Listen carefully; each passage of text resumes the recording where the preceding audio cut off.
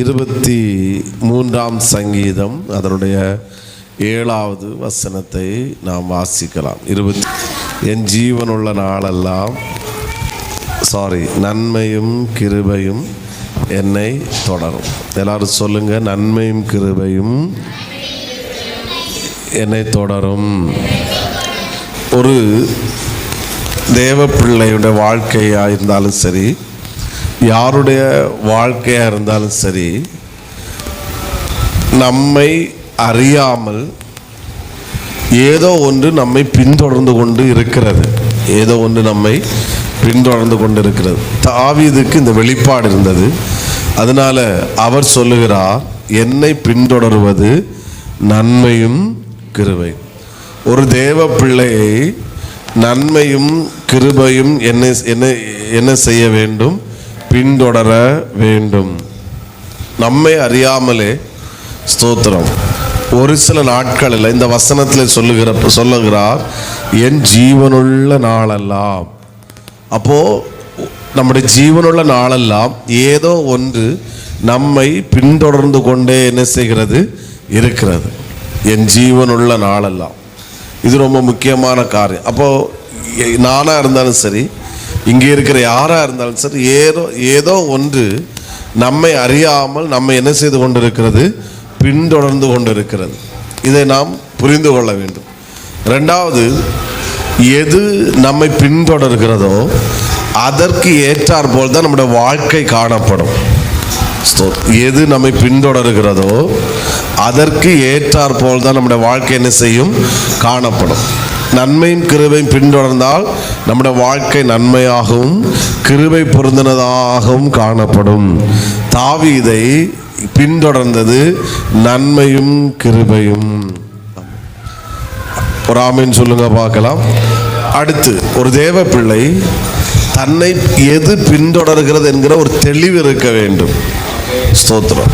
எது என்னை பின்தொடர்? தாவீதுட்ட கேட்டால் சொல்லுவார், எது உங்களை பின்தொடர்கிறது? அவர் சொல்லுவார், நன்மையும் கிருபையும் என்ன செய்கிறது? பின்தொடர்கிறது. இன்னைக்கு நம்மளை பார்த்து கேட்டால் நம்மளால் சொல்ல முடியுமா எது உங்களை பின்தொடர்கிறது என்று? ஸ்தோத்திரம். முதல்ல சொன்னேன், எது நம்மை பின்தொடர்கிறதோ அதற்கு ஏற்றாற்போல் தான் நம்முடைய வாழ்க்கை என்ன செய்கிறது? பின்தொடர்கிறது. அப்போ ஏதோ ஒன்று என்னை பின்தொடர்ந்து கொண்டே இருக்கிறது.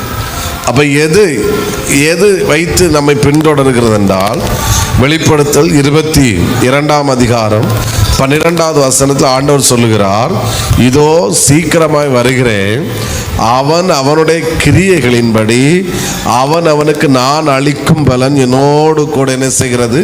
வருகிறது. அப்போ எது நம்மை பின்தொடர்ந்து நம்மோடு கூட வருகிறது, கர்த்தர் கொண்டு வருகிறான்னா, நான் செய்கிற கிரியைக்கு தக்கதாகத்தான் ஒவ்வொன்றும் என்னை பின்தொடர்கிறது. ஆமென். என்னுடைய கிரியைகள் நல்ல கிரியைகளாக இருந்தால் நல்லவைகள் என்னை பின்தொடரும். என்னுடைய கிரியைகள் மோசமானதாக இருந்தால் அவைகள் பின்தொடரும். அப்போ என்னை பின்தொடர்வது, ஆமென், அது ஒவ்வொருவரையும் அது அவருடைய விருப்பம் போல பின்தொடராது. எதை வைத்து நம்மை பின்தொடர்கிறது என்றால், நம்முடைய கிரியைகளை வைத்து தான் நம்மை பின்தொடர்கிறவைகள் காரணமாக இருக்கிறது. ஆமென் சொல்லுங்க பார்க்கலாம்.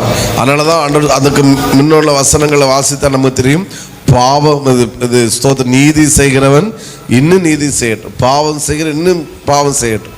ஆமாம். ஆனால் ஒவ்வொன்றும் செய்கிறவது அவன் செய்யட்டும், ஆனால் அவனுடைய கிரியைகளின்படி நான் அளிக்கும் பலன் என்னோடு கூட என்ன செய்கிறது? வருகிறது. அப்போ அவன் செய்கிற கிரியைக்கு அது பின்னாடி வருது. அதற்கேற்ற பலனை அவன் இந்த பூமியிலையும் சரி அல்லது எங்கேயோ ஒன்று அவன் கண்டிப்பாக அனுபவித்து தான் ஆக வேண்டும். ஆனால் தாவீது சொல்லுகிறார், நன்மையும் கிருபையும் என்னை பின்தொடரும். சத்தமாக ஒரு அலையிலேயே சொல்லுங்க பார்க்கலாம். பக்கத்தில் உள்ள கை கொடுத்து சொல்லுங்க பார்க்கலாம், நன்மையும் கிருபையும் உங்களை பின்தொடருவதாக. காது கேட்கல, ஒரு முறை கூட, நன்மையும் கிருபையும் உங்களை பின்தொடருவதாக. ஆமென். இதை தவிர வேற பின்தொடரக்கூடாது. ஸ்தோத்திரம். அநியாயம் செய்கிறவன் அநியாயம் செய்யட்டும், அசுத்தமா இருக்கிறவன் அசுத்தமா இருக்கட்டும், நீதி உள்ளவன் நீதி செய்யட்டும், பரிசுத்தம் உள்ளவன் இன்னும் பரிசுத்தமாகட்டும். அவன் செய்கிறத செஞ்சுட்டே இருக்கட்டு, ஆனா அவன் என்ன கிரியை செஞ்சானோ அது அவனை பின்தொடரும்.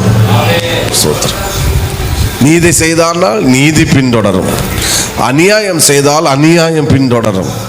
ஸ்தோத்திரம். அசுத்தம் செய்தால் அசுத்தம் பின்தொடரும். ஆமென். ஸ்தோத்திரம். பரிசுத்தம் இருந்தால் பரிசுத்தம் என்ன செய்யும்?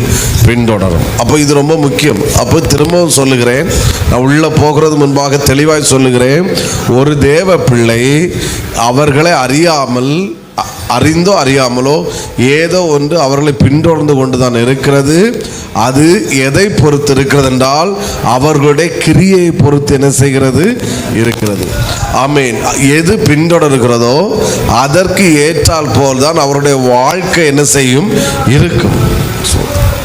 மோசே ஆமென் மரித்த போது அவனுடைய சரீரத்தை குறித்து ஆமென்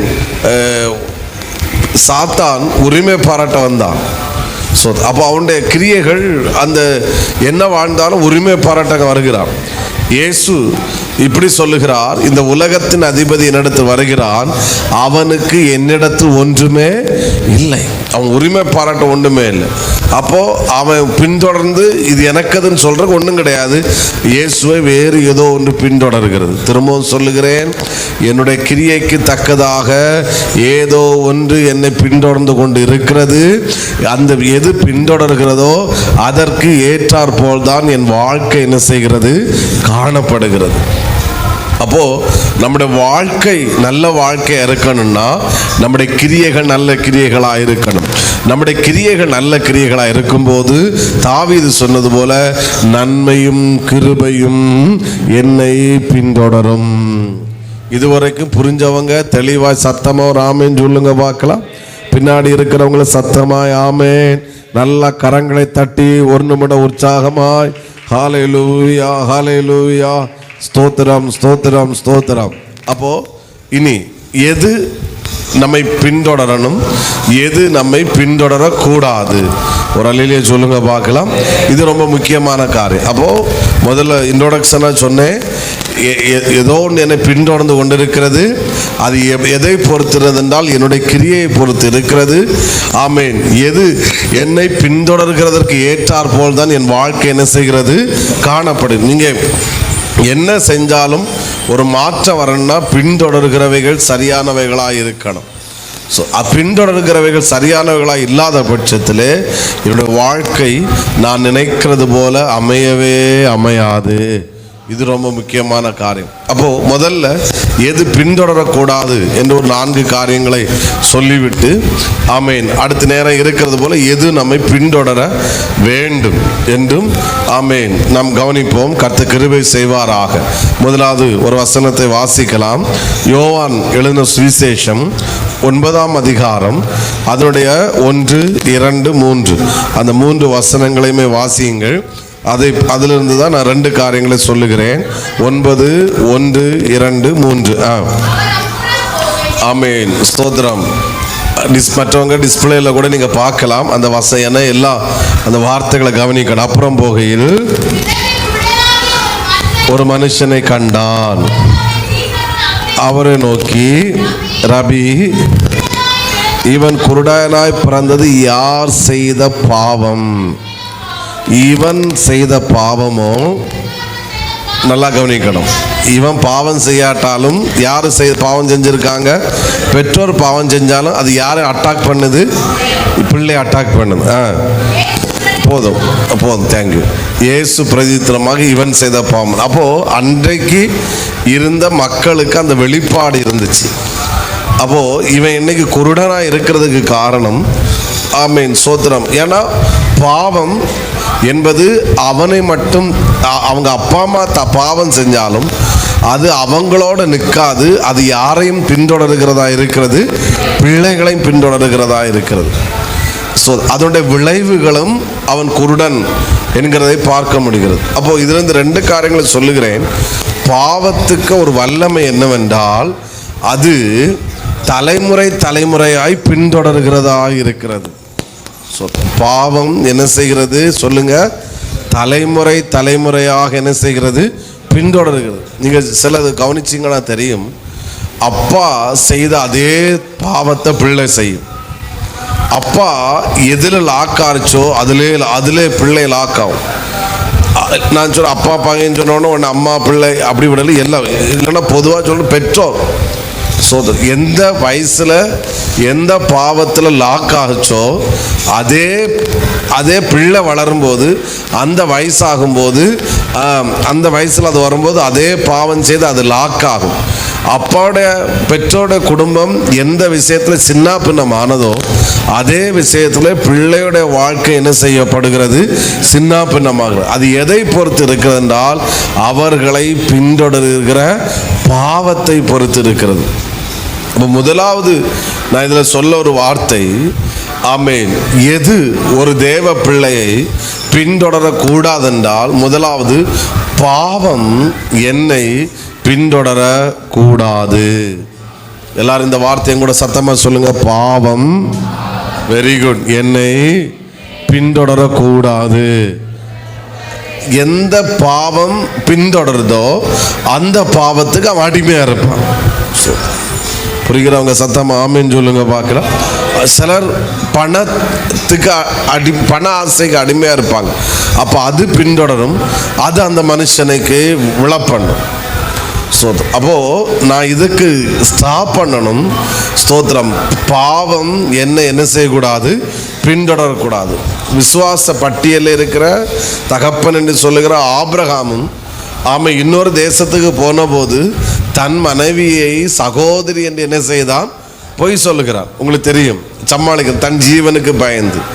ஆனால் அதே பாவத்தை யாரும் செய்கிறான் சொல்லுங்க, அவனும் ஒரு கட்டத்தில் போகும்போது தன் மனைவியை பார்த்து என்ன சொல்றான், இவனும் எனக்கு இது.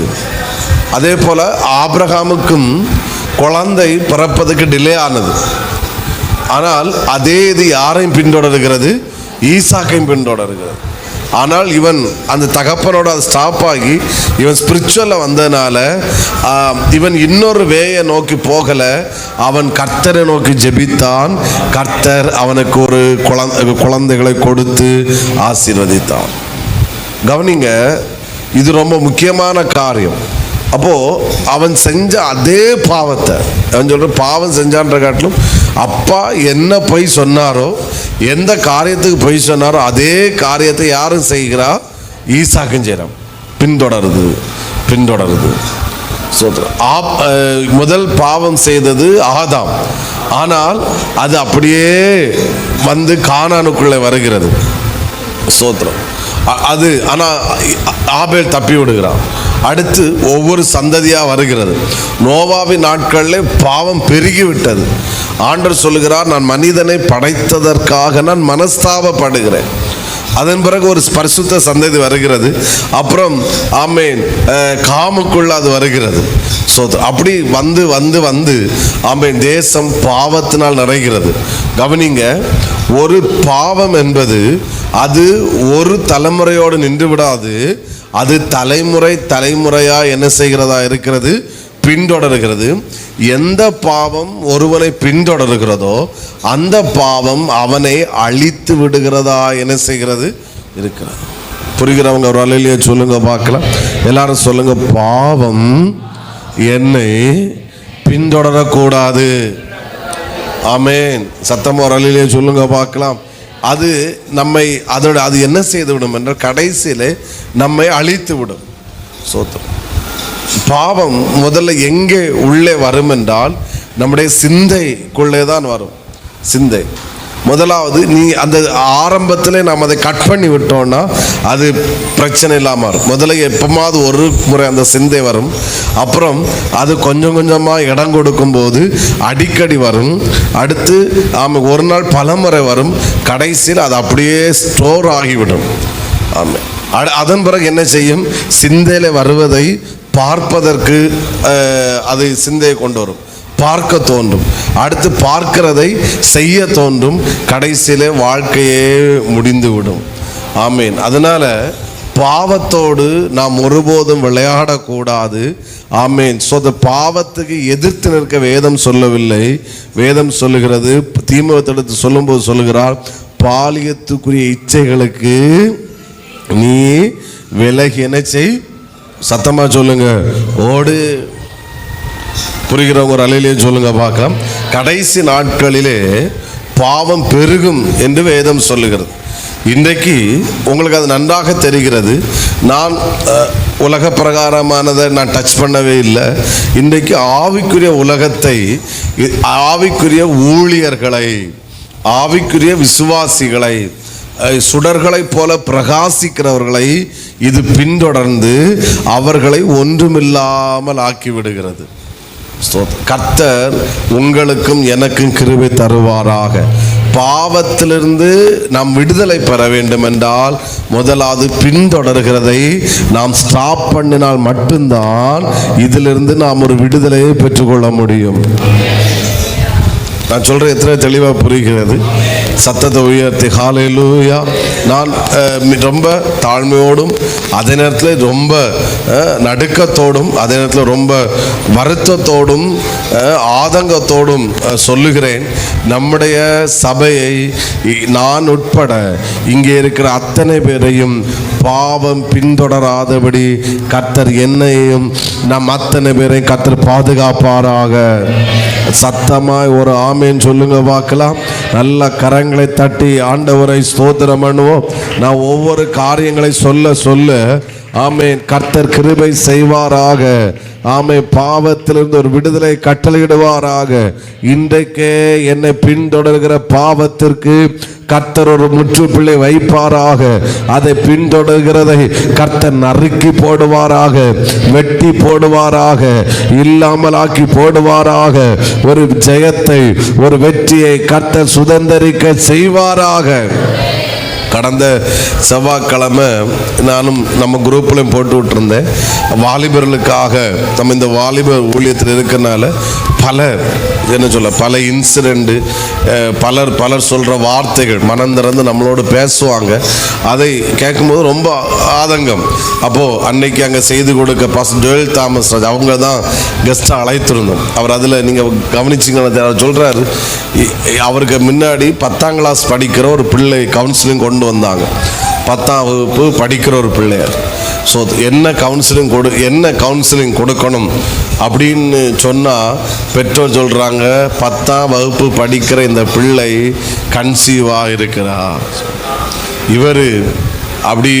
இவருக்கு தலை சுத்துது. அவர் சொல்கிறாரு, இந்த பிள்ளைக்கு நான் என்ன கவுன்சிலிங் கொடுக்கணும் எனக்கு தெரியலை, நான் அப்படி திணறிட்டு நின்னேன். உலகம் அது சுமார் இந்த முறை 100க்கும் மேற்பட்ட 130க்கும் மேற்பட்ட வாலிபர்கள் மட்டும் இல்லை, பலரும் ஜாயின் பண்ணாங்க. கண்டிப்பாக அது ரொம்ப ஒரு யூஸ்ஃபுல்லாக இருந்துச்சு.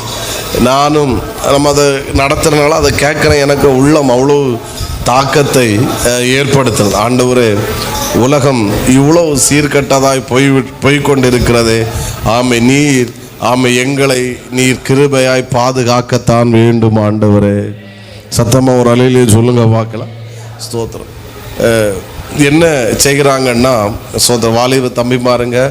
ஆமாம், இப்போ நீ லேப்டாப் எல்லாம் பார்க்காண்டா, இனி என்ன ஒரு 10 நிமிஷம் எனக்கு முகத்தை நீங்கள் கண்டிப்பாக பார்க்கத்தான் வேண்டும். தம்பிமார்களும் தங்கச்சிமார்களும் கண்டிப்பாக பார்க்கத்தான் வேண்டும் என்று அன்போடு உரிமையோடு சொல்கிறேன். ஒரு ஆமைன்னு சொல்லுங்க பார்க்கலாம்.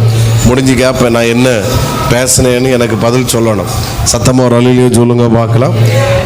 எங்கிட்ட ஒருத்தர் சொன்னார், சில இடங்கள் பெங்களூர் அந்த பட்டணத்தில் என்ன செய்கிறாங்கன்னா, சோதரம் அந்த பாஸ்ட்னு சொன்னார், அவர் பேச என்ன செய்வாங்கன்னா, சிலது சொல்லும்போது நமக்கு ஜபத்துக்காகவும் நம்ம பின்தொடர்கிறவை நம்மளை ஸ்டாப் ஆக்க வேண்டும். சோதரம் நல்ல பணக்கார அந்த பயமாரங்களை பார்த்து என்ன செய்வாங்கன்னா, ட்ரக்ஸு ரொம்ப ஃப்ரீயாட்டே கொடுத்துருவாங்க, நீ யூஸ் பண்ணிக்கோ அப்படின்னு. இவன் என்ன செய்வான், யூஸ் பண்ணிவிட்டு அதுக்கப்புறம் இதை யூஸ் பண்ணால் அதுக்கப்புறம் இவங்களால் யூஸ் பண்ணாமல் இருக்க முடியாது. ஸோ அதனால் திரும்பவும் ஒரு வாரம் தாண்டி திரும்ப ஒரு டேப்லெட் இதில் கொடுப்பாங்க. ஸோ அது கொஞ்சம் தாண்டி அடுத்து ஒரு வாரம் கொடுத்தது அடுத்து 3 நாளுக்கு ஒருக்க அப்படி கொடுப்பாங்க. கடைசியில் என்ன செய்வாங்கன்னா, அவன் என்ன நிலைமைக்கு வருவான்னா அதை பயன்படுத்தாமல் அவனால் இருக்க முடியாது. முதல்ல இவங்க தேடி போய் கொடுப்பாங்க, அதுக்கப்புறம் அவன் தேடி வருவான். அவன் தேடி வரும்போது இவங்க என்ன செய்வாங்கன்னா, காசு ரொம்ப அதிகமாக இருக்குது அப்படியாங்க எப்படின்னு சொல்லி நீ காசு தா அப்படின்னு சொல்லி கேட்க ஆரம்பிப்பாங்க. முதல்ல கொஞ்சம் சின்ன ரூபாய் சொல்வது கொடுத்து கொடுத்து கொடுத்து அடுத்து கடைசியில் என்ன செய்வாங்கன்னா அமௌண்ட் அதிகமாக்குவாங்க. படிக்கிறவனுக்கு ஸ்கூலில் இவனுக்கு ஏதாவது பைசா. ஸோ இவன் உடனே என்ன செய்வான், வீட்டில் சண்டை போடுறது, பொருட்களை உடைக்கிறது, அப்பா அம்மாட்ட விதியாக்குறது. இன்றைக்கி இது பட்டணங்கள் சிட்டிகளில் இது ரொம்ப என்ன செய்து கொண்டிருக்கிறது, பரவலாக போய் கொண்டிருக்கிறது. அப்போது எங்கிட்ட ஒருத்தர் சொன்னார், என்னை ரொம்ப கவனிங்க. அப்போது பெங்களூரில் ஒருத்தர் என்று சொன்னார், அது எப்படி நான் பாஸ்டர் உங்களுக்கு தெரியாது. நான் கேட்டேன், அவங்க எப்படி எவ்வளோ இது பண்ணோம். அவங்க அந்த சூஸ் பண்ணுறதுக்கு அவங்க யூஸ் பண்ணுற ஒரே முக்கியமான காரணம் எதை பார்ப்பாங்கன்னா, அவனுக்கு தலைமுடியை பார்ப்பாங்க. ஒரு பையன் நீட்டாக ஒழுங்காக தலைமுடி கட் பண்ணியிருக்கிறான்னா அவனை தொட மாட்டாங்க, இவன் நல்ல பையன். சிலவனுங்க இங்கே கிறுக்கி அங்கே கிறுக்கி இங்கே கட் பண்ணி இங்கே விட்டான்னா அவனுக்கு புரியும் இவன் நமக்கு ஆளு தான். ஸோ அவங்ககிட்ட கொண்டு கொடுக்கும்போது அவன் விசாரிக்க வேண்டாம். அவங்க சொன்ன ஒரு வார்த்தை, அவங்களுக்கு மெயின் அடையாளமே தலைமுடி. ஸோ தலைமுடி அவன் அங்கே முன்ன விட்டுட்டு இங்கே சைடை கிறுக்கி விட்டான்னா, ஸோ அதை புரிஞ்சுக்கிடணும், இவனுக்கு கேரக்டர் சரியில்லை. இவன் தவறான ஒரு வேலை போக்கு விரும்புகிறான். தவறான வேலை போக்கு விரும்புறதுடைய ஒரு வெளிப்பாடு தான் அவனுக்கு தலைமுடி கட் பண்ணுறது. பிரைசலால் ஒரு அலையிலேயே சொல்லுங்க பார்க்கலாம். தம்பிமாருங்க என்ன கவனிங்க, ஒரு ஆமே. நம்ம சிலரை இப்போ கட் பண்ணுறோம், நம்ம கண்டிக்கிறோம், சிலரை திட்டுறோம். திட்டும்ப பாஸ்டர் குற்றவாளியாக மாறுறாரு. ஸோ நம்ம என்ன சொல்கிறோன்னா, ஒழுங்காக கட் பண்ணுங்க, இதை கட் பண்ணுங்கன்னு சொன்னால் இவருக்கு வேறு வேலை இல்லையா, எங்களுக்கு வேறு நீங்கள் எப்படி கட் பண்ணாலும் நமக்கு ஒன்றும் இல்லை. ஆனால் என்னால் தைரியமாக சொல்ல முடியும், ஒருத்தன் தலைமுடி ராங்காக கட் பண்ணிட்டு போகிறான்னா அவன் தவறான வேலை போகிறதுக்கு அவன் ஆரம்பிக்கிறான். ரைசலாம் ஆமேன் வரமாட்டேங்குது, சத்தமாக ஒரு ஆமேன். ஸோ அது ஆணாக இருந்தாலும் சரி பெண்ணாக இருந்தாலும் சரி. ஸோ சில எக்ஸ்பிரஷன், சிலவங்க ட்ரெஸ்ஸிங் கோடும் தெரியும், மாறுது. அழகாக இருக்கிறது வேறு, அலங்கோலமாக இருக்கிறது, மேக்கப்பு மாறுது, நடம் மாறுதுன்னா அவங்க கரெக்டாக சூஸ் பண்ணுவாங்க. மெயின் தலைமுடி. இன்றைக்கு என்ன சொல்ல, ஆயிரக்கணக்கான லட்சக்கணக்கான வாலிபர்கள் இன்றைக்கு சின்ன பின்னமாகி கொண்டிருக்கிறார்கள். சோத்திரம். கர்த்தர் நம்மையும் நம்முடைய குடும்பத்தையும் நம்முடைய தலைமுறையையும் பாவம் பின்தொடராதபடி கர்த்தர் காப்பாராக. சத்தமாக ஒரு ஆமேன்னு சொல்லுங்க. தம்பிமாருங்கிட்ட தயவாக சொல்கிறேன், நீ எப்படி கட் பண்ணாலும் எனக்கும் குழப்பம் இல்லை. ஒழுங்காக முடியை கட் பண்ணால் உன் ஃபியூச்சர் நல்லா இருக்கும். பாஸ்டர் இதில் என்ன இருக்குது, இதில் ஒன்றும் கிடையாது, இதில் நிறைய இருக்குது. அது தங்கச்சிமாரெலாம் சொன்னாலும் நீங்கள் நீட்டி விட்டுட்டு நகத்தை நீட்டி விட்டு அங்கே பெயிண்ட் அடித்து. ஸோ இங்கே நமக்கு தேவையில்லை, இருக்கிற அழகு நல்லா தான் இருக்குது. ஆமேன். நம்ம அவங்கள போல மாறுறதில்ல, அவங்கள நம்மளை போல தான் கர்த்தர் மாற்ற வைப்பாராக. சத்தமாக புரிஞ்சவங்க ஆமேன். பாஸ்டர் ஏதாவது சொல்லுவார்னு பார்த்தா பாஸ்டர் ஒன்றும் கிடையாது. பேரண்ட்ஸ் ரிஸ்க் எடுத்தா மட்டும்தான் பாஸ்டர் ரிஸ்க் எடுக்குமா சக்ஸஸ் ஆகும். இல்லைன்னா என்ன செய்யும், பாஸ்டர் மேலே கோபம் வரும். பாஸ்டர் ஒன்றும் கிடையாது, உங்களை போல சாதாரணமான ஒரு மனுஷன்தான். நீங்கள் நல்லா இருந்தால் நம்முடைய உள்ளம் சந்தோஷப்படும், இல்லைன்னா ஐயோ அவ்வளோதான். வேறு இதுக்கு மேலே நம்மளால் ஒன்றும் பண்ண முடியாது. ஆனால் ஒன்றை புரிஞ்சுக்கோங்க, நம்மை அறியாமல் ஏதோ ஒன்று பின்தொடர்ந்து கொண்டிருக்கிறது. அது பாவமாக இருக்கவே கூடாது. பாவத்தின் சம்பளம் வேதம் என்ன சொல்லுகிறது, மரணம். திரும்பவும் என்னுடைய அனுபவத்திலிருந்து சொல்கிறேன்.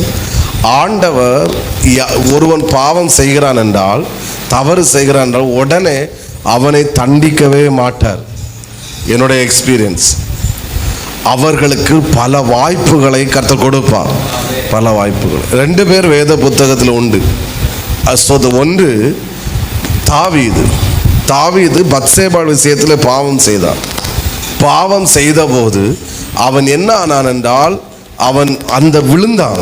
ஆனால் அதே நேரத்தில் தன் தவறை உணர்ந்து மனம் கசந்து அழுது சங்கீதம் 50-51 அழுகிறான். ஆண்டவரே, உம்முடைய கிருபை என்னை விட்டு விலக்காதிரும், இந்த ஒரு விஷயம் மனம் இறங்கும் என்று சொல்லி அழுது அவன் அழுத போது கர்த்தர் அவனை திரும்ப மீட்டு வெளியே கொண்டு வந்தார். திரும்பவும் அவன் ராஜ்யபாரம் வெற்றியாய் நடந்தது. ஸ்தோத்திரம். தீர்க்கதரிசியை வைத்து கர்த்தர் எச்சரிக்கிறார்.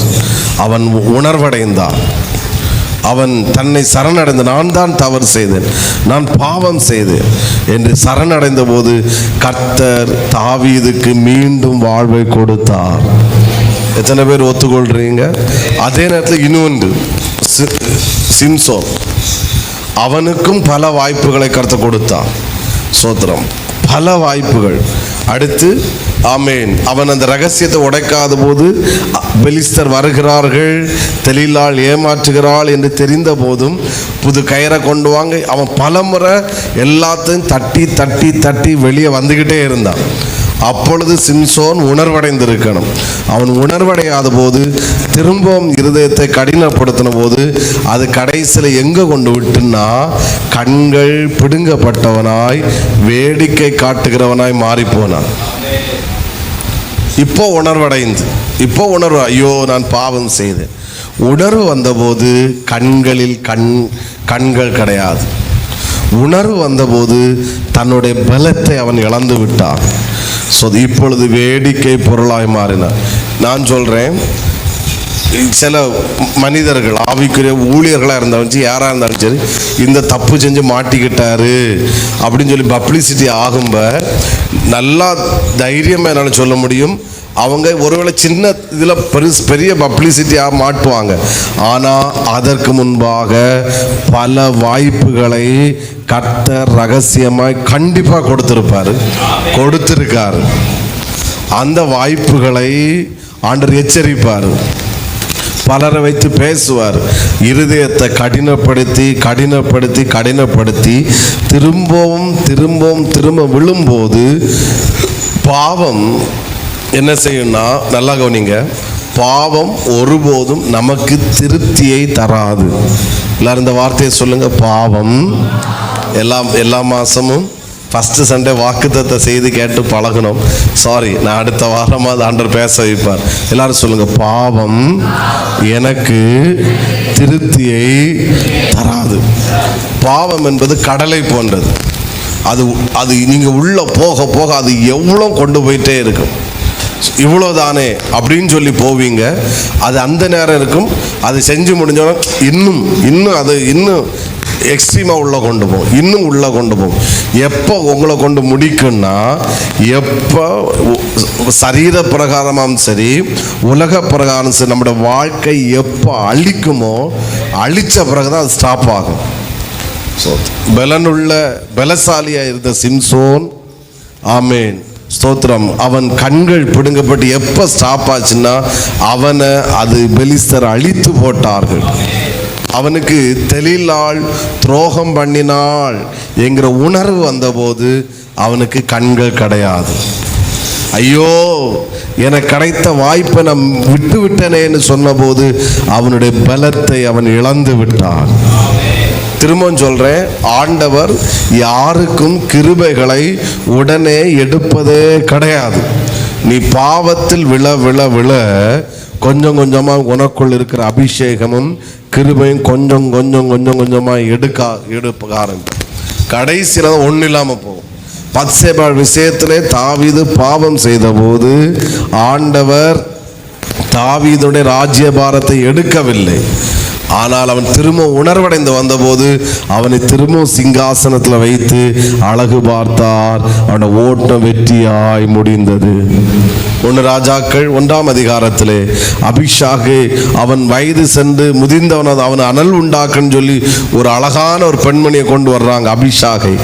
ஆமை, வேதம் தெளிவாக சொல்லுகிறது, தாவீது அவளை அறியாதிருந்தான். ஏன்னா ஒரு முறை விழுந்த உடனே தாவீது உணர்வடைந்தான். சத்தமா ஒரு அல்லேலூயா சொல்லுங்க பார்க்கலாம்.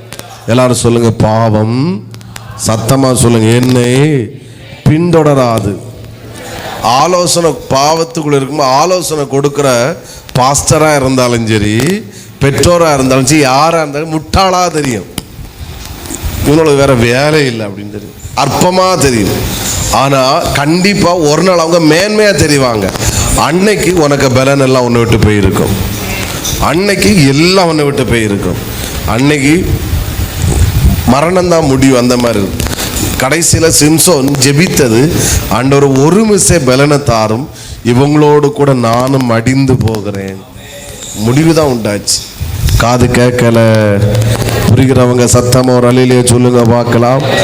வாய்ப்புகளை வீணடித்தால் அழிவு நிச்சயம். பாவம் யாரையும் வாழ வைத்ததாய் சரித்திரமில்லை. பாவம் அத்தனை பேரையும் கொன்று போட்டதாகத்தான் சரித்திரம். ஒரு அலையிலே சொல்லுங்க பார்க்கலாம். ஒருத்தரை நல்லா தெரியும், ஒரு கனம் பெற்ற ஒரு ஊழியர், லைவ் கனம் பெற்ற ஒரு ஊழியரை நல்லா தெரியும். ஸோ திடீர் அடிக்கடி கம்ப்ளைண்ட் வந்துச்சு. ஒரு முறை நான்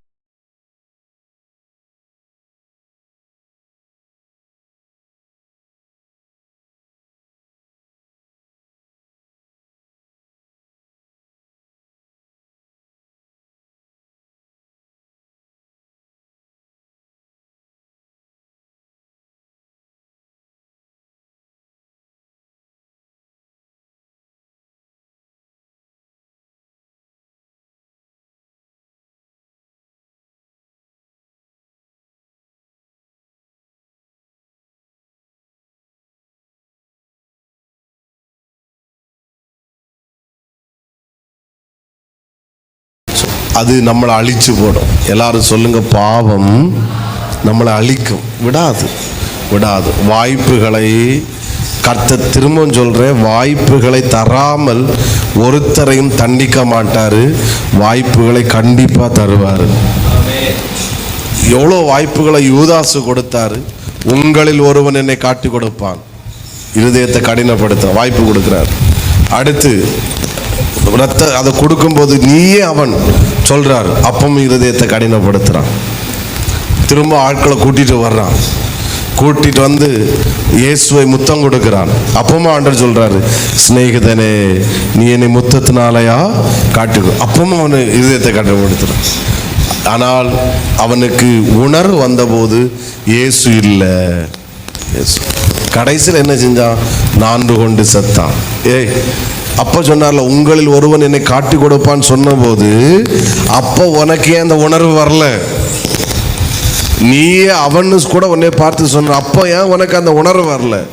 அப்போ இருதயத்தை கடினப்படுத்திட்டு இப்போ சொல்றா, குற்றமில்லாத ரத்தத்தை நான் என்ன செய்து கொண்டேன்? பணத்தை கொண்டு அங்கே போகிறேன். உன் பணம் உன்னோட நாசமாட்டு கொண்டு போ உன் பணத்தை. வாழ்க்கை முடிஞ்சிட்டு. வாய்ப்புகளை பாவம் செய்வது எவ்வளோ கொடூரமோ அதற்காட்டிலும் கொடூரம் ஆண்டவர் தருகிற வாய்ப்புகளை வீணடிப்பது. புரிகிறவங்க ஒரு ஆமேன் சொல்லுங்க பார்க்கலாம். சத்தத்தை உயர்த்தி ஹல்லேலூயா. திரும்பவும் சொல்கிறேன், வாய்ப்புகளை தந்த வாய்ப்புகளை பயன்படுத்தி மீண்டு வந்தால் திரும்பவும் அதே ஸ்தானத்தில் நிறுத்துவதற்கு கர்த்தர் வல்லமையுள்ளவராக இருக்கிறார். அதே போல யூதாசை காட்டிலும் இந்த விஷயத்தில் கொடிய பாவம் செஞ்சது பேதுரு. யூதாசு இயேசு தெரியும்னு தான் சொன்னான். இவன் என்ன சொன்னான்? இயேசுவே தெரியாதுன்ட்டான்.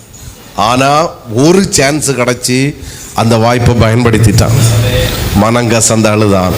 இல்லை இல்லை இல்லை இல்லை இல்லை இல்லை சேவல் கூன உணர்வடைஞ்சார். திரும்பவும் கர்த்தர் பேதுருவை தூக்கி எடுத்தா ஒரு பெரிய அப்போஸ்தலனாக கர்த்தர் பேதுரு வல்லமையாய் பயன்படுத்தினார். உங்க மேல இருக்கு, நம்ம மேல இருக்க கிருபையும் அபிஷேகமும் வல்லமை உடனே போகாது, கொஞ்சம் கொஞ்சமா போக ஆரம்பிக்கும். கொஞ்சம் போகும்போதே புரிஞ்சுக்கணும், ஐயோ என்னால் தேவ பிரசன்னத்தை அனுபவிக்க முடியாது. கர்த்தர் எனக்கு தருகிற வாய்ப்புகளை நான் மிஸ்யூஸ் பண்ணக்கூடாது. சரணடைந்தால் திரும்பவும் தூக்கி எடுப்பதற்கு கர்த்தர் ஆயத்தமுள்ளவராய் இருக்கிறார். சத்தமா ஆமென் சொல்லுங்க பார்க்கலாம். திரும்பவும் சொல்றேன், பாவம் நம்மை அழிக்கும். பாவம் நமக்கு திருப்தியை ஒருபோதும் தராது. அது இன்னும் கொண்டு போய் கொண்டுதான் இருக்கும். இன்றைக்கு நம்மோடு பேசுகிற வார்த்தைக்கு உணர்வடைந்து மீண்டால் திரும்ப வாழ்வு உண்டு. இல்லை என்றால் சிம்சோனுக்கு நிலைமை தான். புரிகிறவங்க சத்தமா ஆமேன்னு சொல்லுங்க பார்க்கலாம். சொல்லுங்க, பாவம். கோபமா பார்க்குறீங்களே, சொல்லுங்க. பரவாயில்ல, பாவம் என்னை பின்தொடரக்கூடாது. பக்கத்தில் கை கொடுத்து சொல்லுங்க. அடுத்த பாயிண்ட் நல்லா இருக்கும். நான் அடுத்த பாயிண்ட்டுக்குள்ள போக முன்னாடி சொல்லிருங்க, பாவம் ஒருபோதும் நம்மை பின்தொடரக்கூடாது. ஒத்துக்கொள்றீங்களா? சிலதுக்கெல்லாம் துணிகரமாக ஸ்டாப் பண்ணுங்க. இந்த சாபம் பிடிச்ச இந்த ஒன்று இருக்குது பார்த்தீங்களா, இதான் எல்லா குடும்பத்தை அழிக்கிது. ஸோ முடிஞ்ச அளவுக்கு ஸ்டாப் பண்ணுங்க. இதை என்னை பொறுத்தவரை யூஸ் பண்ணாமல் இருக்கிறது ரொம்ப நல்லது. சில ஆப்பு, இந்த ஃபேஸ்புக்கு என் மொபைலில் இல்லை, கிருபையினால் இன்ஸ்டாகிராமு இல்லை, நம்மளை அழிச்சிடும். சோத்திரம். இந்த வாட்ஸ்அப் வேறு வழியில் யூஸ் பண்ணி தான் ஆகணும், அந்த நிலைமை ஆயிடுச்சு. ஸோ இது தேவையில்லாத ஆப்புகளை தம்பிமார்கள்ட்ட சொல்கிறேன். உங்களுக்கு ஏதோ தேவைன்னா வைங்க, இல்லைன்னா அது எல்லாத்தையும் அழித்து அன்இன்ஸ்டால் பண்ணிடுங்க, தேவையில்லை. சோத்திரம். மொபைலை கேர்ஃபுல்லாக யூஸ் பண்ணுங்க. இன்னைக்கு பிசாசு மொத்தமாக இறங்கி நிற்கிறது இதில் ஆக்கும். சோத்திரம். இதில் மொத்தமாக இறங்கி நிற்கிறான். சோத்திரம். நான் பெற்றோரை பார்த்து சொல்கிறேன், நீங்கள் என்ன சாபம் போட்டாலும் பரவாயில்ல, பிள்ளைக்கு மொபைலை கொடுத்து ராத்திரி பெட்ரூமில் நீ தனியாக உறங்க வைக்கிறானா, பிள்ளைக்கு தலையில் நீ மண்ணெண்ணெய் ஊற்றி நீங்களே முடிச்சுக்கோங்க. அவ்வளோ பெரிய தீமையை பிள்ளைகளுக்கு செய்கிறீங்க. ஒருவேளை வேறு வழியில் மொபைல் கொடுக்காத வரைக்கும் நல்லது. நைட்டு தூங்கும்பா மொபைலும் உங்கள் கைக்கு வரட்டும், இல்லை பப்ளிக்கில் எங்கேயாவது வரட்டும். ஸோ இல்லை மக்களே, அவன் ரொம்ப படித்தனும், ஒன்றும் படிப்பில்லை. பிள்ளைக்கு நீங்கள் பெற்ற பிள்ளைக்கு நீங்களே துரோகம் பண்ணுறீங்க. ஒரு நாள் கஷ்டம், ஒரு பெரிய எக்ஸ்ட்ரீமில் ஆகி லாக்காகி நின்று அன்னை கண்ணீர் வடிக்கும்போது ஒரு உதவியும் கிடைக்காது. அன்னைக்கு அழிவுதான் இது. அதனால் ஆமேன், ஒரு நல்ல எண்ணத்தில் சொந்த சகோதரனாக சொல்லுகிற வார்த்தை ஆமேன். இது ஒரு மிகப்பெரிய பிசாசு. முடிஞ்ச அளவுக்கு இதில் தப்பிவித்தாலே பெரிய பாவங்கள்ந்து காப்பாற்றப்படலாம். எத்தனை பேர் ஆமேன்னு சொல்லுகிறீங்க? எங்கள் அப்பா அம்மா சந்தேகப்படுறாங்க, கண்டிப்பாக சந்தேகப்படுவாங்க. ஒளிச்சு மொபைலை யூஸ் பண்ண கண்டிப்பாக சந்தேகப்படுவாங்க. ஒளிச்சு பேசுனா கண்டிப்பாக சந்தேகப்படுவாங்க. சோத்திரம். பொண்டாட்டி சந்தேகப்படுற, மாப்பிள்ளை சந்தேகப்படுற, கண்டிப்பாக போடுவாங்க. அப்படி சந்தேகம் இல்லைன்னா லவுட் ஸ்பீக்கரில் போட்டு எல்லாரும் கேட்க பேசு. யார் சந்தேகப்பட போகிறா? பப்ளிக்கில் யூஸ் பண்ணு. ஸோ அதை எடுத்துகிட்டு எதுக்கு ஓடணும்? இது பக்கத்தில் வைங்க. சோத்திரம். ராமேன்னு சொல்லுங்க பார்க்கலாம். கணவன் மனைவிக்கு சொல்கிறேன், பெட்ரூமுக்குள்ள மொபைலு வராமல் இருப்பதாக. ஒரு ஆமேன் கூட வரல பார்த்தீங்களா? ஸோ தங்கங்களை ஆமேன் வராதவங்களும் திரும்பவும் சொல்கிறேன், பெட்ரூமுக்குள்ள இந்த சாபம் பிடிச்ச மொபைலு வராமல் இருப்பதாக. பேசி முடித்து எல்லாம் அங்கே வச்சுட்டு நீங்கள் பேசிட்டு சந்தோஷமாக இருக்கு. கணவன் கடந்துட்டு ஒன்று நோண்டைக்கு, பொண்டாட்டி கடந்துட்டு ஒன்று நோண்டைக்கு, கடைசியில் உங்களை பிரித்து உங்கள் வாழ்க்கையை நாசமாக்கும். சோத்திரம். ஆமாம். பேசணும்னா பேசிட்டு எடுத்துட்டு தூக்கி தூர போட்டுட்டு சேர்ந்து இருங்க. உங்கள் குடும்ப குட்டி பரலோகமாக இருக்கும். அது நம்மை அழித்து விடும். ஒய்ஃபை இருக்குன்னா நைட்டு இருக்கிற வீட்டில் ஒய்ஃபை சுவிட்சை ஆஃப் பண்ணிடுங்க. ஆஃப் பண்ணிட்டு இது பண்ணுங்க, காலத்தை நெட்டெல்லாம் ஆன் பண்ணால் போதும். சோத்திரம். எத்தனை பேர் ஆமேன்னு சொல்கிறீங்க? சோத்திரம். ஹல்லேலூயா. கொஞ்சம் சிரிச்சுக்கிட்டே ஒரு ஹல்லேலூயா, கோபப்படாமல் ஒரு ஹல்லேலூயா. நீங்கள் நல்லா இருப்பீங்க, உங்கள் குடும்பம் நல்லா இருக்கும், நம்ம பிள்ளைங்க நல்லா. நான் சில இன்சிடெண்ட்டை சொன்னேன்னா நீங்கள் ஒரு வாரம் வரைக்கும் தூங்க மாட்டீங்க.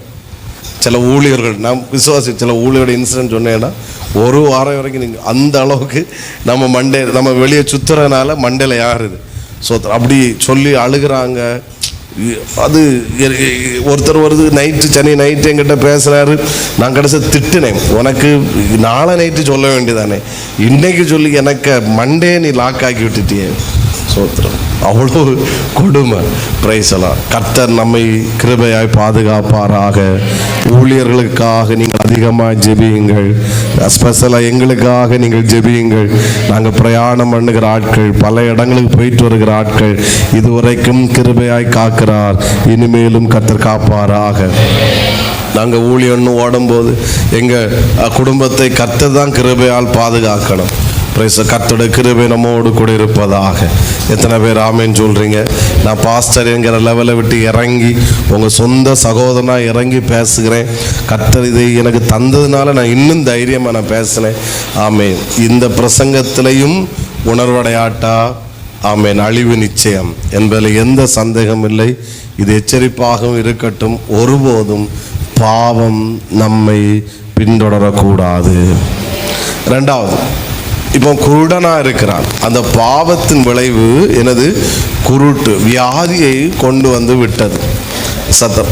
அப்போ ரெண்டாவது, நம்மை வியாதி நம்மை என்ன செய்யக்கூடாது? பின்தொடரக்கூடாது. சில ஃபுட்டு இது இப்படி இருந்தாலும் நான் சொல்கிறது தலைமுறையாய்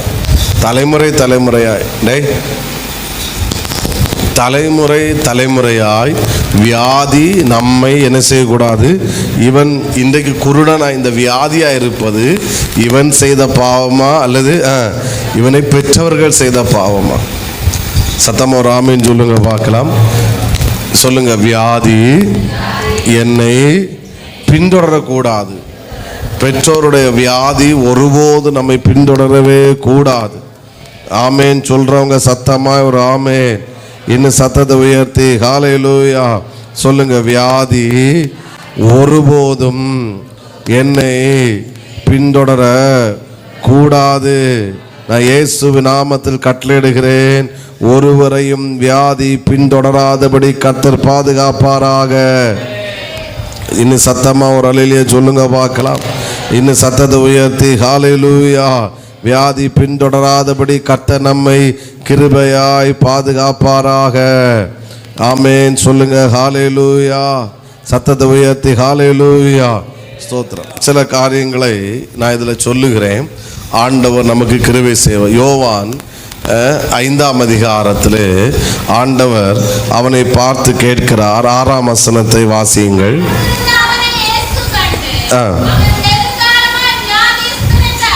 அறிந்து சொஸ்தமாக விரும்புகிறாயா என்று அவனை பார்த்து என்ன செய்தாரு? கேட்டான். அப்போ அவனுக்கு விருப்பம் இருக்கோ இல்லையோ, ஆனால் யாருக்கு விருப்பம் இருக்கு? இயேசுக்கு விருப்பம் இருக்கு. என்ன விருப்பம் இருக்கு? இவன் சொஸ்தம் அடைய வேண்டும் என்று விரும்புகிறான். நான் இதை போன வாரமே என்னால் டச் பண்ண முடியலை. இந்த வாரமும் இதை வந்தனால நான் அதையும் டச் பண்ணி கொண்டு வரேன். ஒன்று, நான் ஆரோக்கியமாய் வாழ கர்த்தர் விரும்புகிறார். நான் வியாதியாய் இருப்பதை கர்த்தர் விரும்பவில்லை. இந்த வெளிப்பாடு நமக்கு வரட்டும். எல்லாரும் சொல்லுங்க. நான் சத்தமாக சொல்லணும். போன பயணம் கொஞ்சம் ஹார்டாக இருந்தாலும் இது நல்லா இருக்கும்னு நினைக்கிறேன். சொல்லுங்க. நான் ஆரோக்கியமாய் வாழ கர்த்தர் விரும்புகிறார். பக்கத்துல கை கொடுத்து சொல்லுங்க. நீங்க வியாதியாய் வாழ கர்த்தர் விரும்பவில்லை. இயேசு ஊழியம் செய்த நாட்களில் என்ன செய்தார் என்றால், அவர் வியாதியஸ்தர்களை பார்த்து போய் சுஸ்தமாக்கினார். வாசிக்க நேரம் எல்லாம் நான் வசனங்களை சொல்றேன். மத்தேயு 4ஆம் அதிகாரம் 23ஆம் வசனம்.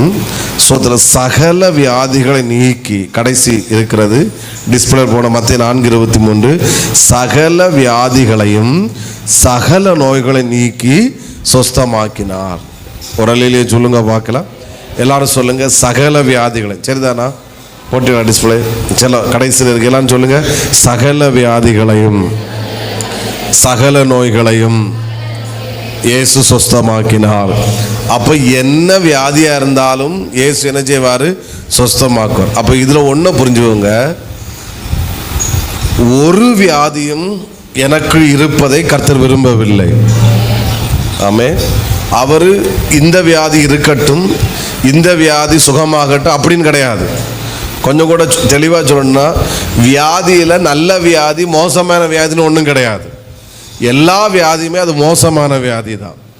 அது தலைவலியாக இருந்தாலும் சரி, கழுத்து வலியாக இருந்தாலும் சரி, முதுகு வலியாக இருந்தாலும் சரி, இல்லைன்னா கட்டியாக இருந்தாலும் சரி, எந்த சப்பு ஜவராக இருந்தாலும் சரி, அது எதுவாக இருந்தாலும் சரி, இயேசு சகல நோய்களை குணமாக்கினார்.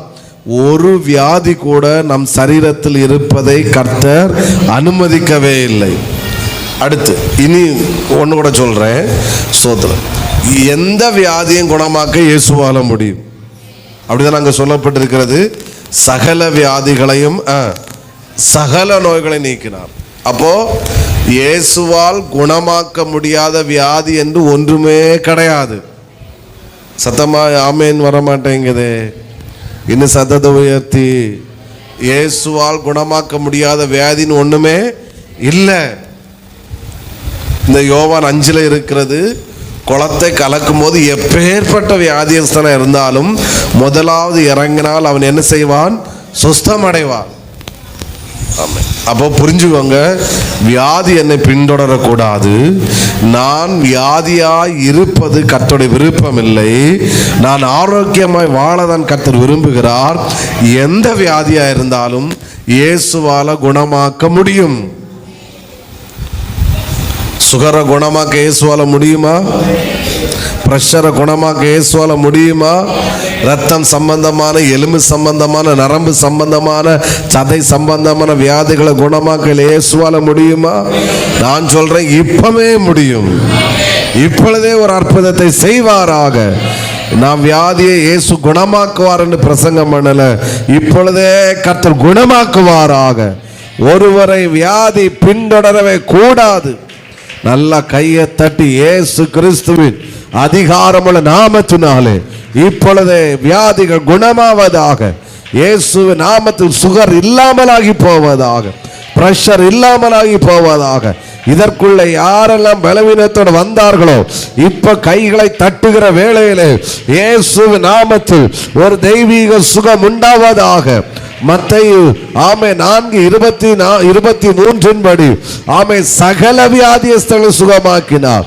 ஒரு சில வியாதிகளை சுகமாக்கினார் என்றல்ல, சகல வியாதியஸ்தர்களை, அத்தனை வியாதிகளை கர்த்தர் குணமாக்குகிறார். இப்பொழுதே சுகம் இயேசுவின் நாமத்தில். மருந்து, டேப்லெட்டு, இன்சுலின், சப்பு சவறு ஒன்று எங்கள் சரீரத்தில் வராதபடி கர்த்தர் எங்கள் சரீரங்களை பாதுகாப்பாராக. எங்கள் சரீரங்களை கர்த்தர் குணமாக்குவாராக. ஆமென் சொல்லுங்க பார்க்கலாம்.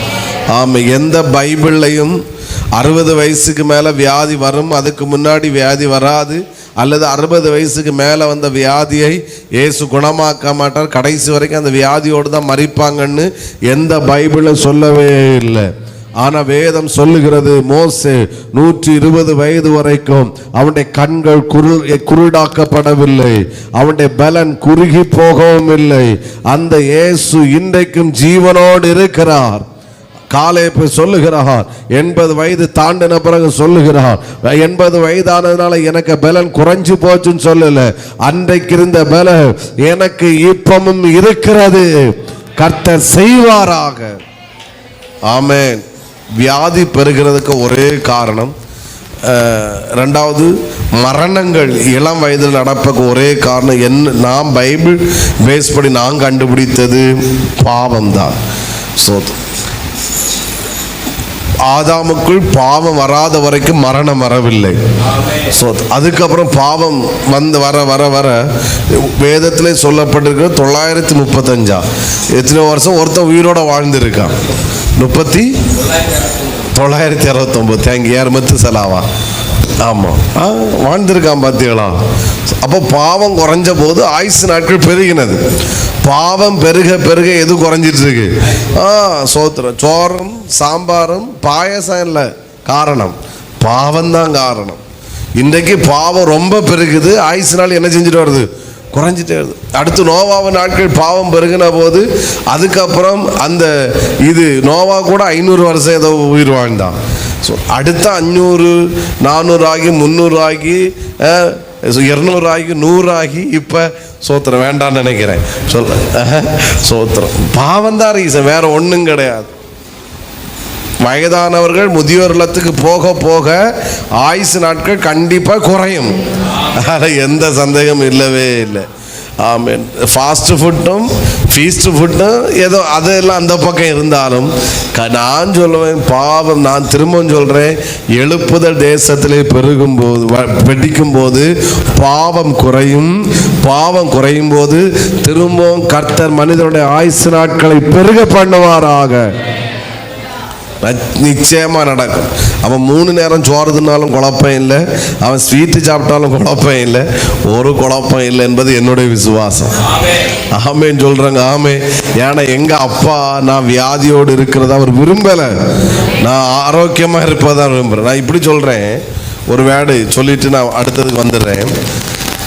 இந்த பெதஸ்தா குளத்தண்டையில் இருந்தவனு சுகம் ஆக்கின பிறகு ஆண்டவர் அவனை பார்த்து திரும்ப சொல்றாரு, இனி அதிக கேடுண்டாகாதபடிக்கு நீ என்ன செய்யாத, பாவம் செய்யாத. எத்தனாவது வசனம்? 14வது வசனம். அதற்கு பின்பு இயேசு அவனை தேவாலயத்தில் கண்டு, இதோ நீ சொஸ்தமானாய், அதிக கேடானது ஒன்று உனக்கு வராதபடி இனி என்ன செய்யாதே. அப்ப இவனும் 38 வருஷம் அங்க பெதஸ்தா குளத்தண்டையில் கிடக்க காரணம் என்ன சொல்லுங்க? பாவம்.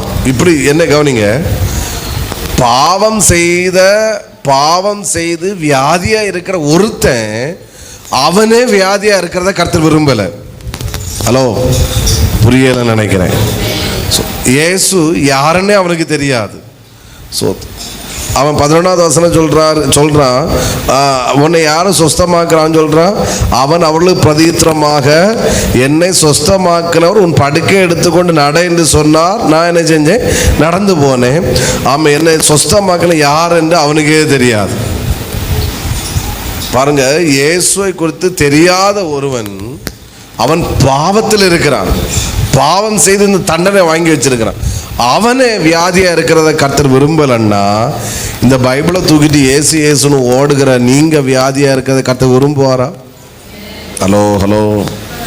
நாம் அவருடைய பிள்ளையா இருக்கிறோம், அவருடைய சொந்த ஜனமா இருக்கிறோம். ஒவ்வொரு சண்டையை வந்து கர்த்தரை ஆராதிக்கிறோம். ஆமென். இயேசுதான் பரிகாரி என்று சொல்லுகிறோம். ஆமென். நாம் வியாதியா இருப்பதை கர்த்தர் எப்படி அனுமதிப்பார், எப்படி விரும்புவார்?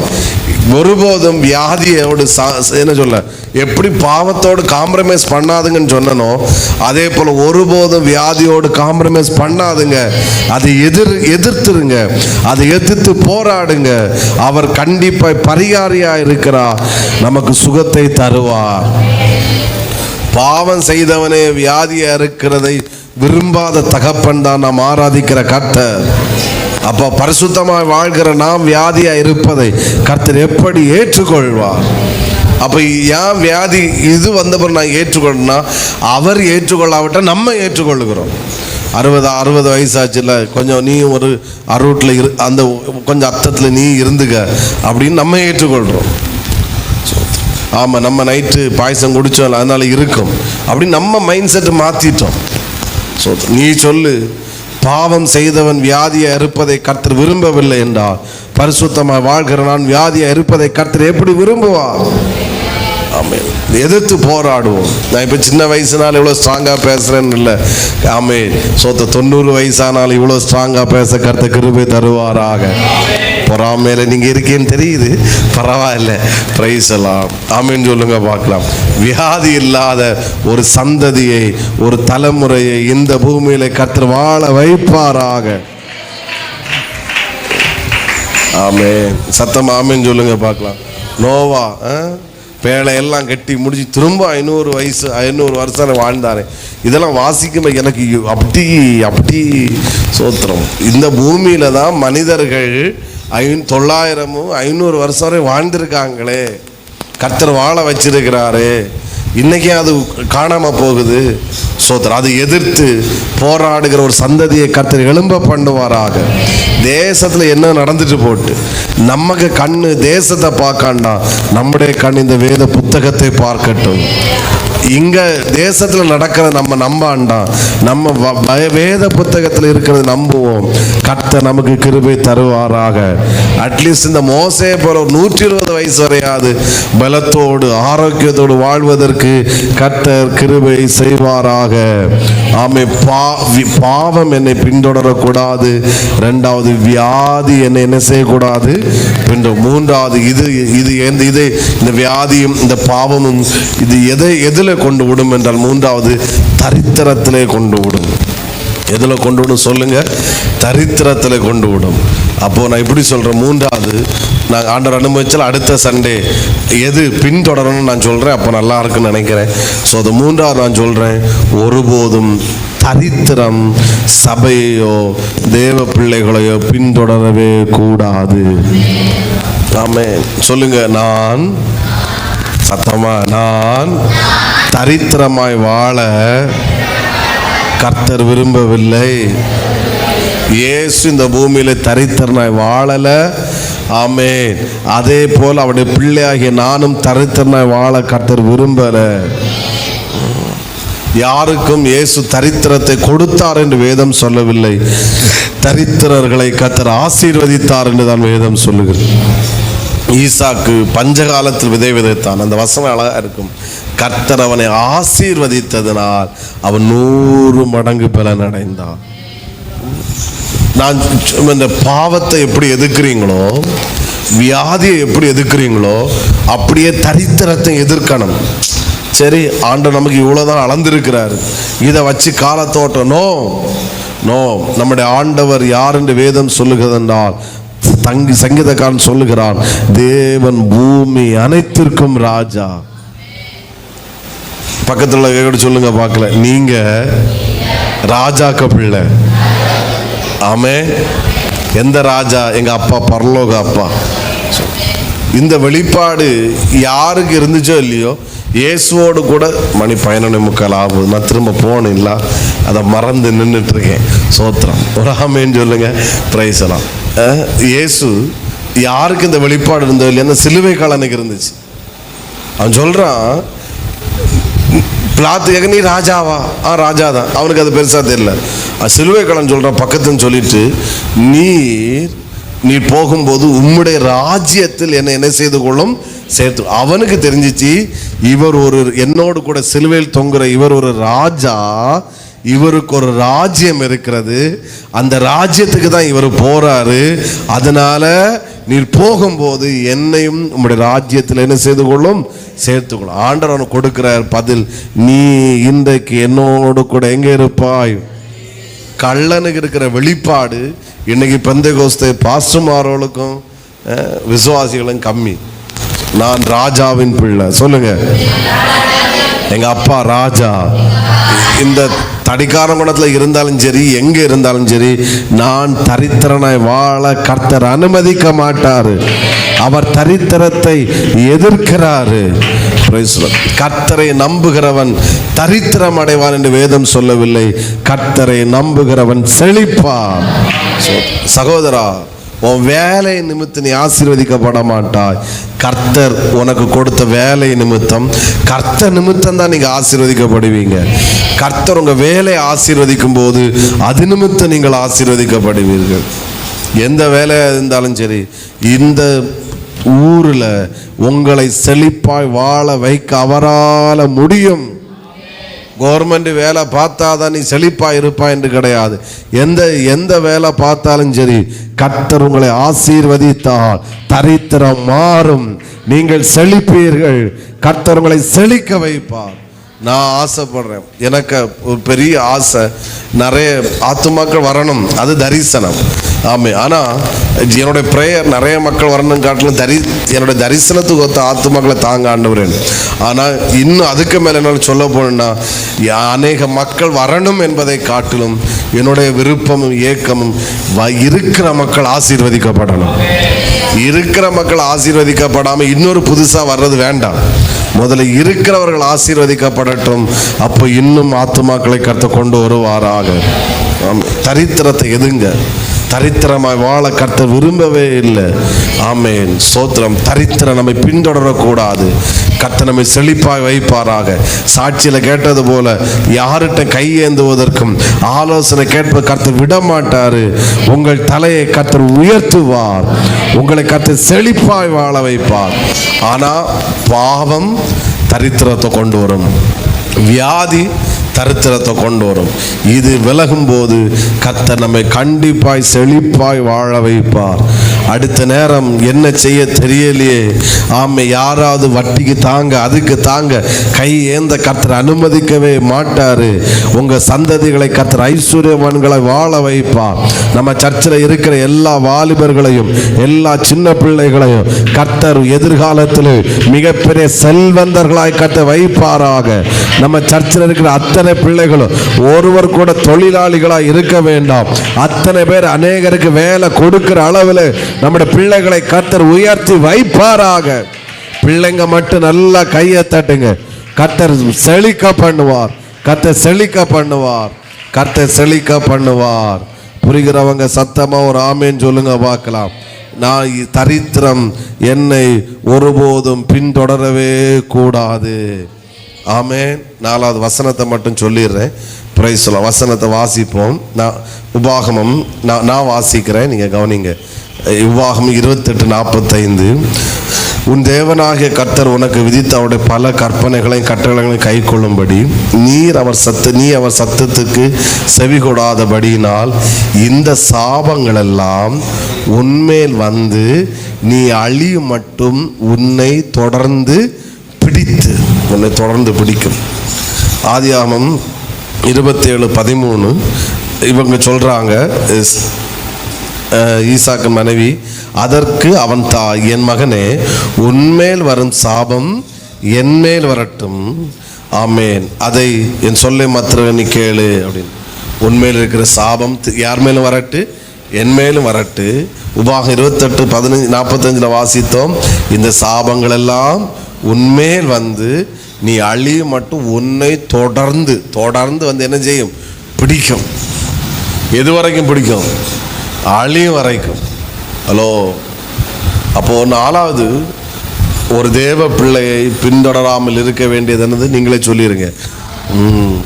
அது பின்தொடரும். ஒரு அலையிலேயே சொல்லுங்க பார்க்கலாம். சில சாபங்கள் கர்த்தர் இன்றைக்கே கேன்சல் ஆவாராக. என்னை பின்தொடரக்கூடாது. நான் சொல்ற இந்த 4ஐயும் ஒரு ஒரு ஒரு ஒரு என்ன சொல்ல, ஒரு சாத்தானை நீங்க எதுக்குற மாதிரி எதுக்கணும், விடக்கூடாது, பின்தொடரக்கூடாது. அது நம்மளை அழிச்சு போட்டுரும். பிரைஸ் சொல்லலாம். ஒரு அலையிலேயே சொல்லுங்க பார்க்கலாம். பிள்ளைகளை பார்த்து சொல்றேன், பிள்ளைகளை என்ன கவனிங்க. பெற்றோர் ஒன்ன நினைச்சு கண்ணீர் வடிச்சாங்கன்னா நீங்க முடிச்சு அந்த வேலையை வாயிலிருந்து வரான்டா. என் பிள்ளை இப்படி இருக்கு, ஏங்க வச்சுட்டீங்க? நான் சொல்றேன், இப்போ இல்லை, வயசான நேரத்தில். நான் அன்னைக்கு முடிவெட்ட போகும்போது ஒருத்தர் அந்த முடிவெட்டுக்காரர் சொன்னார், அதாவது பெற்றோர் பிள்ளைகளுக்கு பைசா கொடுக்கும்போது நல்லா கொடுப்பாங்க. ஆனால் ஒரு அடுத்த கட்டம் பிள்ளைகள் பெற்றோருக்கு பைசா கொடுக்கும்போது எண்ணி தான் கொடுக்குறாங்க. 100 ரூபா கூடுனாலும் அவன் கணக்கு என்ன செய்கிறான் கேட்குறேன். நான் சொன்னேன், பெற்றோர் பிள்ளைகளுக்கு கொடுக்கும்போது பெற்றோர் எண்ணாமல் மட்டும் கொடுக்கல, பெற்றோர் கொடுத்து சந்தோஷப்பட்டாங்க. இன்னைக்கு பிள்ளைகள் பெற்றோருக்கு ஒரு 1000 ரூபா கொடுக்க வேண்டிய நிலைமை வந்துச்சுன்னா அவன் அந்த 500 ரூபா நோட்டை 10 தடவை எண்ணுறான். எப்படி போகுதே அதை சில்லறை மாற்றி ஒரு 100 ரூபாய் அதை பாக்கெட் உள்ள வைப்போமா? கொடுக்கும்போது முகம் வாடுது, வேற வழி இல்லைல்ல. சாபம், அது சாபம். பெற்றோருக்கு பிள்ளைகள் பெற்றோருக்கு கொடுக்குற அளவில் நம்மளை வச்சிருக்கிறான்னா அது நமக்கு ஆசீர்வாதம் சார். அலையிலே வரமாட்டேங்குது. பிரைஸ் எல்லாம் ஹல்லேலூயா. பெற்றோரை நம்ம ஒருபோதும் கண்ணீர் அடிக்கவே கூடாது. எங்கள் அப்பா அம்மாவை ஸ்தோத்திரம், எங்கள் 3 பேர் எங்களை நினச்சி சந்தோஷப்படுற அளவில் கர்த்தர் எங்கள் 3 பேரை வச்சிருக்கிறார் என்பதற்காக நான் கர்த்தருக்கு ஸ்தோத்திரம். கடந்த 2-3 நாள் எங்கள் மீட்டிங் போயிருந்தேன். எங்கள் அப்பாவுக்கு எங்களை பார்த்து என்னை கண்ட உடனே சந்தோஷம். சிலக்காரங்க அப்படியே பேசினேன், ஏன்னா அப்படி சுற்றிட்டு இருக்கிற வீட்டுக்கு ரொம்ப போக முடியலை. ஸோ அது இந்த 2 நாள் நான் ஸ்டேஜில் பிரசங்கம் பண்ணதை பார்த்தும் ஒவ்வொன்றும் செஞ்சு எங்கள் அப்பாவுக்கு அவ்வளோ சந்தோஷம். நான் எனக்கு சந்தோஷம் இருந்துச்சு, எங்கள் 3 பிள்ளைகளையும் எங்கள் பெற்றோர் பார்த்து சந்தோஷப்படுறாங்க. நாங்கள் எங்கள் பெற்றோரை சந்தோஷப்படுகிற அளவில் கர்த்தர் எங்களை வச்சிருக்கிறாரு. அதுவே பெரிய ஆசீர்வாதம்.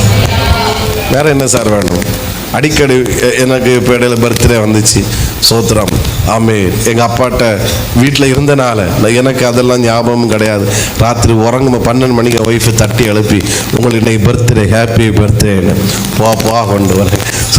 அடுத்து ஃபர்தரில் சரி ஓகே சந்தோஷம், சஸ்பென்ஸாக சில செஞ்சாங்க ஓகே. ஆனால் காலையில் சொன்ன அப்பாட்ட ஒரு ஜோம் பண்ணுங்க அப்படின்னு, எங்கள் அப்பாட்ட ஜோம் பண்ண, எனக்கு இன்னும் பர்த்டே ஆக்கும் ஜோம் பண்ணுங்க.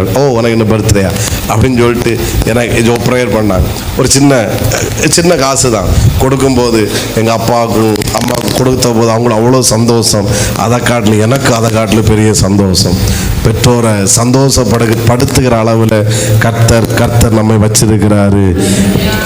பெரிய ஊழியம் செய்யதல்ல சார், நம்மளை பெற்றவங்களை சந்தோஷமாக வைக்கிறத காட்டிலும் அதை காட்டிலும் பெரிய ஆசீர்வாதம் வேறு ஒன்றுமே கிடையாது.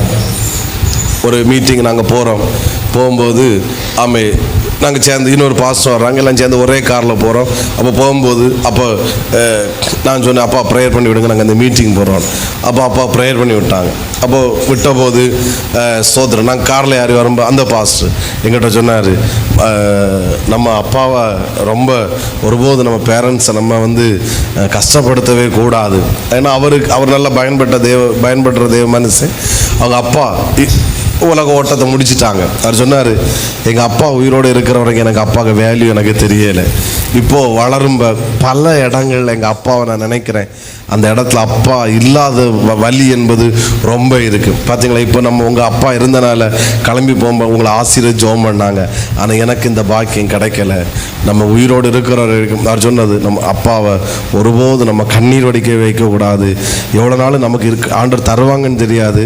ஆனால் அவர் சொல்கிற, இன்றைக்கி எங்கள் அப்பாவுக்கு அது செய்யணும் இது செய்யணும் அப்படிலாம் பண்ணணும் எனக்கு ஆசை இருக்குது. ஆனால் அவர் இல்லை. ஆனால் ஆண்டவர் அப்பாவாக இருக்கிறாரு, சோத்திரம். ஆனால் உங்களுக்கு அந்த பாக்கியம் கிடச்சிருக்கு. நீங்கள் இதே போல் எப்பவுமே பெற்றோரை சந்தோஷமாக வச்சிருக்கணும். ஆமென். நல்ல நாட்கள் வரும்போது எப்பவும் டிசம்பர் எங்கள் அப்பா கிடையாது, எங்கள் அம்மாவுக்கு ட்ரெஸ்ஸு எடுத்து கொடுப்போம். வேண்டான்னு தான் சொல்லுவாங்க. அவங்க உடுக்குறாங்களோ இன்னொருத்தவங்களுக்கு கொடுக்குறாங்களோ அது எனக்கு கவலை இல்லை. ஆனால் பிள்ளை ஒன்று செய்யும்போது அவங்களோட உள்ள அவ்வளோ சந்தோஷப்படும். ஆமென். பெற்றோரை காயப்படுத்துகிற, பெற்றோரை துக்கப்படுத்துகிற, பெற்றோரை ஏங்க வைக்கிற, பெற்றோரை அழ வைக்கிற பிள்ளைகளுக்கு எனக்கு தெரியாது. நீங்கள் முடிச்சிருங்க. நம்ம பெற்றோரை சந்தோஷப்படுத்தும். வயசான பெற்றோர் வீட்டில் இருக்காங்களா, அது சில நேரம் அவங்களோட பேச்சு டிஸ்டர்பாக தான் இருக்கும், நச்சரிப்பாக தான் இருக்கும், அது இரிட்டேஷனாக தான் இருக்கும். நான் இல்லைன்னு சொல்லவே இல்லை.